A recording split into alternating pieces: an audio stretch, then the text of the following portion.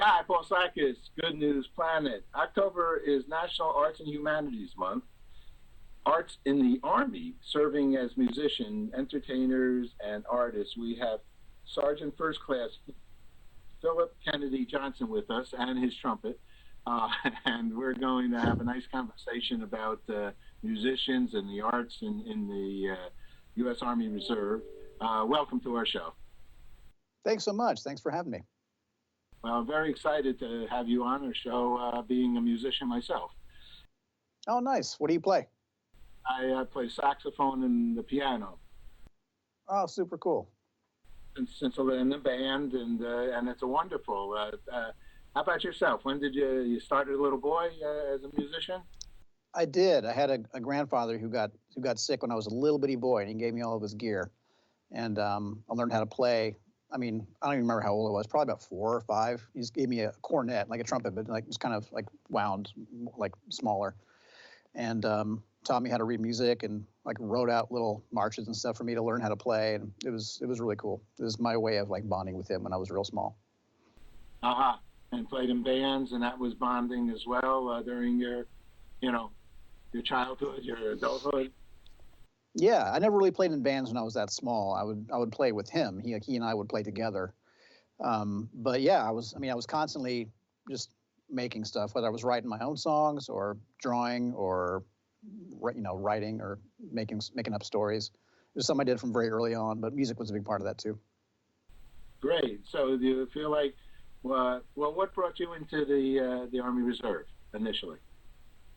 Well, I'm actually active duty, and when I started college, I went to college for music, and when I got there, I started seeing all these openings for military bands and Army bands specifically, and I had never known that was a thing. I had been interested in military service in high school, but I didn't realize just the breadth of different careers the Army offered. I thought that joining just meant being like a capital S soldier, and that's all there was. But when I realized that you could play music and serve your country, it was this huge revelation. I didn't know that was an option, So I had my eye on those jobs from very early on, because I love the idea of doing a thing not just because you love it, but for higher service, and being able to honor our veterans and connect America to its Army like we do in the Army Field Band is just a huge privilege and an honor. So yeah, it was a job that really spoke to me. Let me first correct myself. I've done a lot of interviews with the U.S. Army Reserve, so I apologize because you're. No, it's totally fine.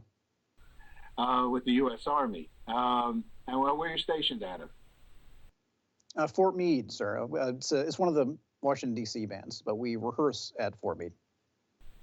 Okay. So tell us about now. How does somebody get involved with the U.S. Army, and what are some of the opportunities within the U.S. Army for arts and music and so on? Well, there's a huge variety of jobs, not just in the arts, but also the arts. I was, this is, when I was in high school, this is before the time of GoArmy.com, as far as I know. I didn't know anything about the huge variety of jobs that were available. And now there's GoArmy.com where you can go and kind of, piece together your career, figure out what you want to do, what path you want to take. But yeah, if you're creative minded, I've met film directors who got their start as, in like combat camera in the Army, or photographers, or, linguists, or, gamers and hackers who have joined as cyber specialists. There's just all kinds of creative fields that you can do in the Army. It's pretty amazing. I've met a lot of really creative, very talented people. I'm sure you have. So if somebody has some of those arts abilities and talents and they want to join the U.S. Army, what's the best way to go about to do that? Well, I think GoArmy.com is a really good resource just to see what the options are. My younger brother actually got into the comics field. I'm not sure if we discussed it yet, but I write comics for Marvel and DC currently, and like on the outside when I'm not doing, my Army career. And my younger brother is the reason I got into comics. He was an illustrator, and I started writing again just to give him scripts to illustrate. And he ended up enlisting as well as a multimedia illustrator, and he just drew for the Army. He just made, you know, advertisements and flyers and educational materials and, you know, artwork for all kinds of different functions for the Army. That was his whole gig. And they trained him up in all these different kinds of software he needed, in Photoshop and InDesign and Illustrator, things that he needed to be a comic illustrator. He learned from the Army and went to art school in the GI Bill, and like that put together his whole career for him. And there's similar fields for a lot of different other creative types as well. Wow.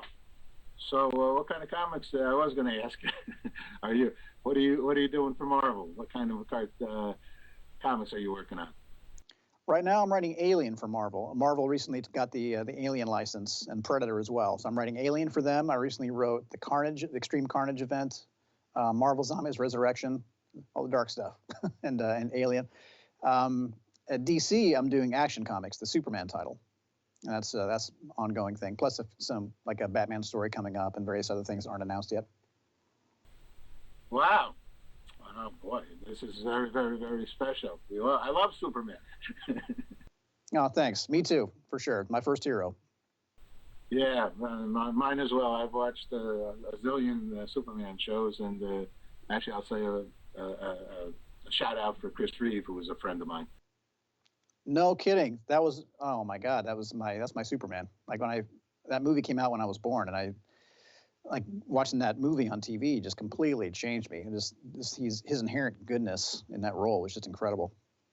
Yeah, he was a great guy. I was producing Love of Life, a soap opera, and they oh wow, out of the soap opera at that time, and you know, we were so proud of him, and he did so well with that role, and so him and his family were great people. So yeah, when I write Superman now, I still see Christopher Reeve in my mind's eye. Yeah, he's just phenomenal. So this is very exciting. So I mean, can you really blow that horn? I mean, well, what's the deal here? I mean, you know, I'm a musician, so I mean, can you like really play? Yeah, man, that's the job. I play. Yeah, we tour the country and play live concerts for the American people, and that's the gig. Yeah, I was in the Glenn Miller Band before joining the Army, and now we play again. Like I just love the idea of the higher calling, you know, just playing to honor our veterans and tell the stories of the soldiers who are out there right now. And yeah, I mean, it's to get to be in the same Army as, you know, Audie Murphy and, you know, Sullivan Ballou and Hal Moore and Dick Winters. I mean, these are great heroes. And writing music, or excuse me, writing also, or performing music about those people and performing them to, you know, for the American people is just a huge honor. It's a great job. Is there anything else you'd like to share? Being a musician, I'm so excited to get to speak with you. Is there anything else you'd like to share about the U.S. Army, about joining the U.S. Army, and with the arts and then music and entertainment and so on? I'm just really grateful for the career I've had.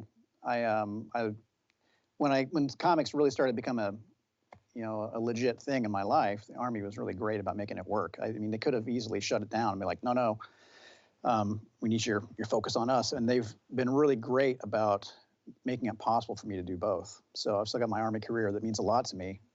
And I get to also tell stories that mean a lot to me as well on the outside. So it's been awesome. And I would recommend that if anyone is interested in those kind of jobs, or for anyone for whom the military or the Army specifically is a viable option, I'd say check out goarmy.com and just see what the options are. There's a lot of possibilities. I salute you. Really fantastic. Great spokesperson for the U.S. Army, and I'd love to hear the band. I love the fact that the band can play in our Peace Day. We do the International Day of Peace concert in Times Square. I'm inviting you and the band to perform in Times Square next year, God willing. We canceled it this year because of COVID. We usually have Central Park also. You guys want to strike up the band? September 21st, International Day of Peace.